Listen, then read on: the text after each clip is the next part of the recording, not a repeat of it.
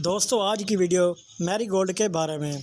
Marigold फूल के लिए आज मैं दो ऐसी खादें लाया हूं जिसके इस्तेमाल करने के बाद मैरीगोल्ड का जो फूल है उसका साइज़ भी बढ़ेगा और मैरीगोल्ड का पौधा हमेशा फूलों से लदा रहेगा। जैसे आप दूसरी जगहों पर देखते हैं कि मैरीगोल्ड का पौधा छोटे से गमले में लगा हुआ होता है और उस पर इतना ज़्यादा फूल आते हैं कि हम हैरान रह जाते हैं। इस टाइम आप जहाँ भी सैर करने को जाएंगे वहाँ हर तरफ ये मैरीगोल्ड के फूल ही आपको नजर आएंगे जो खूबसूरत और रंग बिरंगे गमलों में लगे हुए होते हैं। क्योंकि दोस्तों मैरीगोल्ड एक ऐसा पौधा है जिस पर कलियां भी बहुत आती हैं और उनसे फूल भी ज़्यादा बनते हैं।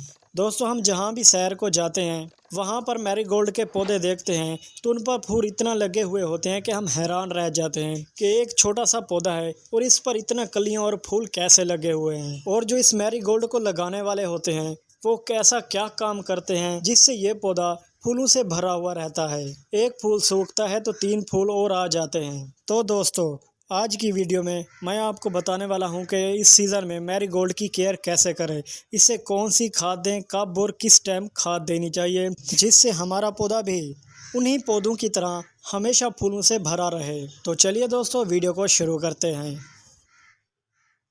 दोस्तों मैरीगोल्ड के पौधों को जो पहली खाद दी जाती है वो यही स्टेज है। जब मैरीगोल्ड का पौधा 2 से 4 इंच का हो जाए उस वक्त आप इसको एक खाद दे दें। और इस स्टेज पर जो खाद आपने मैरीगोल्ड को देनी है वो है डीएपी। इस स्टेज पर डीएपी देने का फ़ायदा ये है कि इनकी अब ग्रोथ रुकने वाली नहीं बल्कि स्टार्ट हो रही है। इसकी ग्रोथ ऊपर को तो स्टार्ट हो रही है, इसकी शूट्स भी निकल रही हैं और इसकी टहनियाँ भी निकल रही हैं, लेकिन आपने डीएपी देकर इसकी जड़ों को ताकतवर बनाना है ताकि ये जल्दी से गमले की चारों तरफ से अपनी जड़ें बड़ी बड़ी फैलाए। क्योंकि दोस्तों जड़ों से ही पौधे को ताकत मिलती है। जब जड़ें ताकतवर होंगी, जड़ें ज़्यादा तादाद में होंगी, उतना ही पौधा ऊपर से ग्रोथ करता है, उतना ही उस पर कलियाँ आएंगी और कलियों से फूल निकलेंगे और उससे एक्स्ट्रा टहनियाँ निकलेंगी जो हमारे लिए बहुत ही फ़ायदा है। दोस्तों इस स्टेज पर जो आपने इसको खाद देनी है वो है डीएपी। डीएपी के 6-7 दाने इस तरह देने हैं जैसे मैं दे रहा हूँ। मैं ये डीएपी के कुछ दाने पानी में हल कर देता हूँ।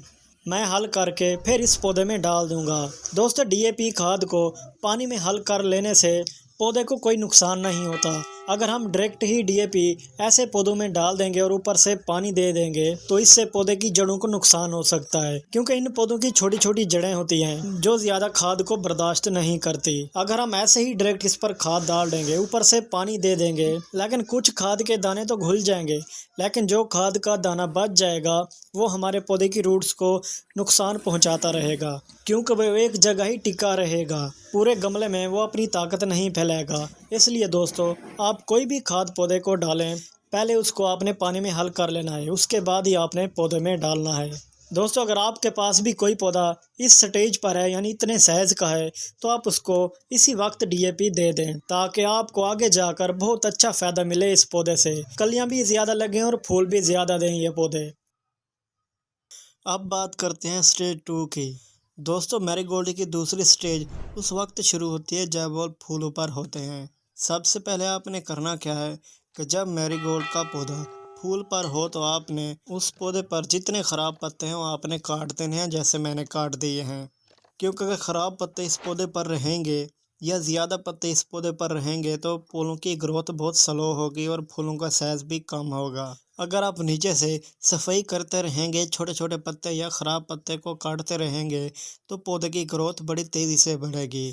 इस टाइम जो आपने इसको खाद देनी है वो है यूरिया। दोस्तों यूरिया खाद को पौधों के लिए बहुत ही ताकतवर समझा जाता है। जो डीएपी होती है वो जड़ों को ताकत देती है और ये जो यूरिया खाद है ये पौधे को ताकत देती है, पौधे की टहनियाँ बढ़ाती है और पौधे पर फल और फूल लाती है, पौधे की ग्रोथ भी तेज़ करती है, पौधे पर जो फूल लगे हुए होते हैं उनका साइज़ भी मोटा करती है। इसी तरीके से इस्तेमाल करना है जैसे मैंने डीएपी इस्तेमाल किया है। थोड़े से ये दाने मैं पानी में हल कर लेता हूँ। यूरिया खाद को अच्छी तरह हल करना है ताकि ये सारी की सारी घुल जाए, कोई दाना भी बाकी ना बचे।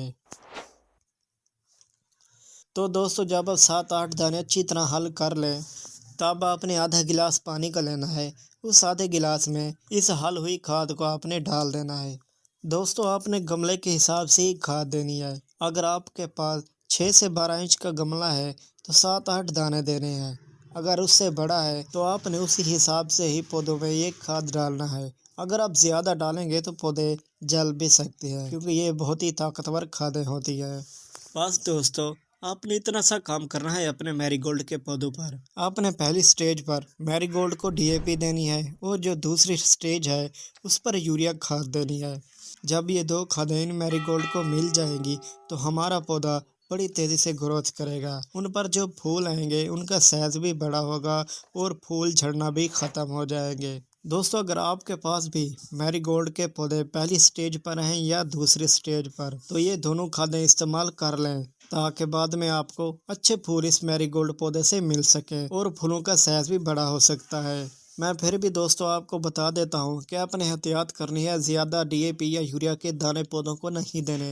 अगर आप ज़्यादा देंगे तो आपका पौधा मर सकता है। आपने गमले के हिसाब से ही दाने देने हैं, ज़्यादा दाने नहीं डालने हैं। अगर आप इसी तरह दोबारा पौधे को खाद देना चाहते हैं तो आपने 30 दिन के बाद ही देनी है, क्योंकि ये खादें बहुत हैवी होती हैं और इसका असर भी ज़्यादा देर तक रहता है। उम्मीद करता हूँ दोस्तों आज की मेरी वीडियोस आपको पसंद आई होगी। अगर आप मेरे चैनल पर नए हैं तो मेरे चैनल को सब्सक्राइब कर दें ताकि नई आने वाली वीडियोस आप तक पहले पहुँच सके।